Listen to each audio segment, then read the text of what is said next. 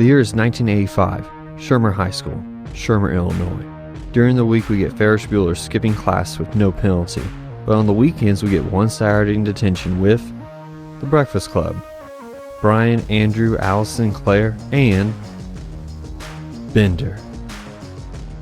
The director, John Hughes, had a vision to have 5 completely different characters in the same room.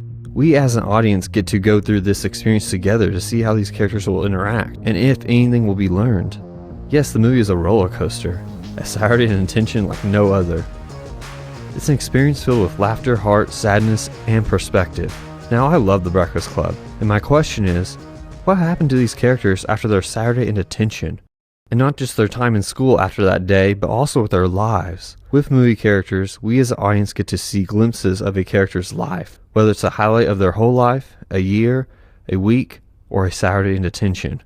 I will argue from every movie and piece of media out there, we never see a character's true story, or at least the whole story. The story of characters will always live within their own world. The writer of a script chooses what to show us as an audience. John Hughes showed us one Saturday in detention. We learned so much. A brainiac that's pushed to study even in detention, a demanding father, a loner sword character off the street, and a character whose ride doesn't even care to say goodbye. From this point on, I will talk about The Breakfast Club from perspective as if you've seen the movie. And if you haven't seen the movie, do yourself a favor, go check it out. You won't be disappointed.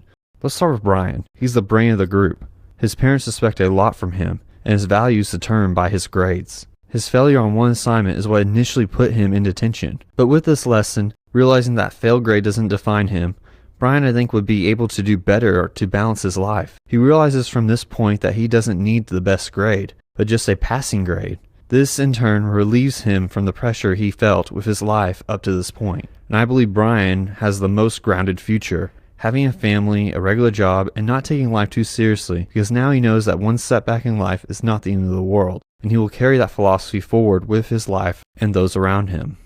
Allison is the basket case. Her change in the movie is the most visual and immediate. In the movie we see that she's very antisocial and very much in her own world. People may say that Bender is the most careless of the group, but the reality is Allison is the most careless. Her arc in The Breakfast Club is understanding that she is seen and cared for, even from afar by someone who doesn't even really know her. She also has the capability to really be beautiful. She doesn't have to hide herself any longer. Even if her family doesn't care for her, others do. I believe Allison was just going through a reclusive phase, pushing everyone away. But after the club, she becomes open, and I think she had a very bright future. Allison could have become a successful artist or writer, turn her once reclusive nature into something truly expressive and moving. Or she could lean more into psychology, wanting to help those who feel as invisible as she once did. And I need to touch on her and Andrew. I believe they might have dated for a little while, but it didn't last. I see Andrew as more of a stepping stone for Allison, gaining more and more confidence in herself. Now, Andrew is the athlete, but I think it's too cliche to call him just the athlete. What kind of athlete is he? He's a wrestler. Yes, there's a wrestling team, but it's a dominant individual sport. It's not the football, basketball, or baseball team, where multiple athletes act as one to achieve a common goal. As a wrestler, it's 1v1, meaning all the weight is on Andrew in a moment of his sport. There's no one but him to fall back on. This goes back to the pressure he's under with his father, which much like Brian, it's the pressure that puts him in detention. He struggles with the expectations of his father. I think after The Breakfast Club, Andrew would have went on to become a coach or teacher, becoming a mentor to those going through the same struggles that he once faced. His upbringing may have created a passion to boost others through their personal drive, instead of weighing them down with expectation. Claire, the princess. I believe Claire could go one of two ways. Continue to be that it girl that everyone knows, or she takes certain steps to become free.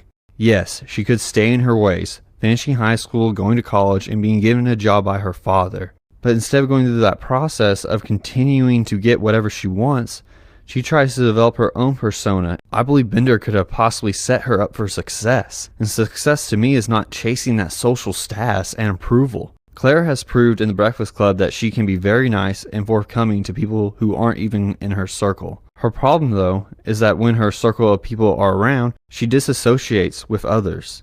Bender calling her out could have been a real wake-up call for her and could have really shaped her future, causing her to make choices for herself and not for the approval of others. We see this start to take an effect with her when she kisses Bender at the end of the film. I believe Claire ended up living a fairly normal life, getting a job herself, earning it rather than someone giving it to her, and making friends with everyone and not just those of status. She found that she doesn't need to be that it girl anymore. She just needs to be herself. John is the criminal, but I argue that he's the smartest one of the 5. He's not book smart like Brian, but he is strategically smart. For example, his locker looks like a stereotypical delinquent's locker, but that's the genius of it. No one expects him to be clever. By him making his locker look exactly how people think, no one would think to search it, because it's too obvious. When in reality, he's hiding his stash in plain sight. Also, when the group is on the verge of getting caught through Andrew's mistake, Bender sacrifices himself because he can get away and rejoin the group. He also provokes authority. He makes Vernon lose his temper constantly because he knows exactly what buttons to push. This can be seen as rebellious, but I think it's Bender's way of pushing boundaries and releasing the hypocrisy. He knows Vernon is corrupt, and he forces him to show it. Not only that, but just him being in detention. It's strategic. He purposely puts himself there, and I believe that's because of his home life. He's better off in a Saturday detention than at home with his father. But where does John Bender go from here? I honestly think he becomes a successful businessman later in life. A businessman of what?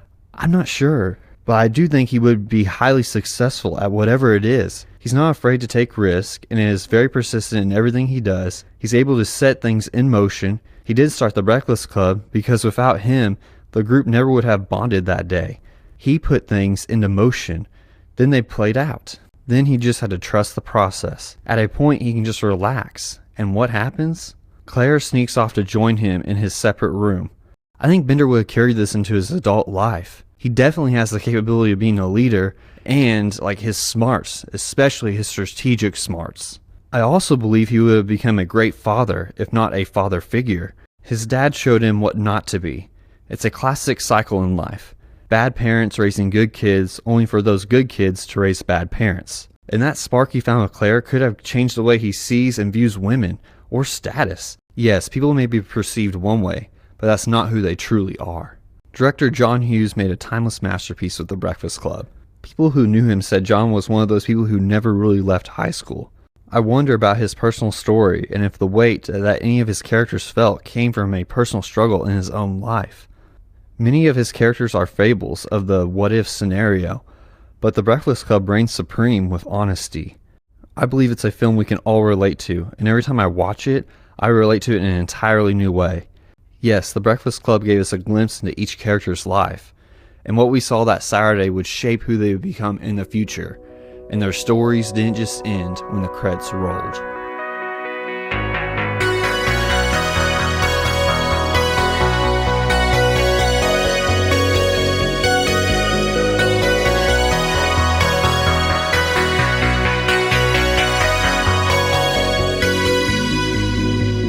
Did you agree with my thoughts on The Breakfast Club?